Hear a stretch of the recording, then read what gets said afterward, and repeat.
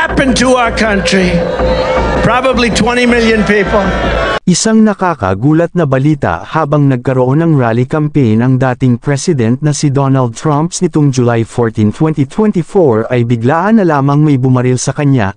Agad namang nag-covered ang mga security sa kanya for safety, pero sa kasamaang palad natamaan ang presidente sa kanang bahagi ng taiga. Ayon sa balita, dinala agad sa malapit na paggamutan at sa ngayon nakasurvive naman ang presidente. Si Donald John Trump, ipinanganak noong ika-14 ng Hunyo taong 1946, ay isang Amerikanong politiko, personalidad ng media, at negosyante na nagsilbi bilang ika-45 na Pangulo ng Estados Unidos mula 2017 hanggang 2021. Saksihan natin And look what happened to our country. Sa campaign rally. Probably 20 million people.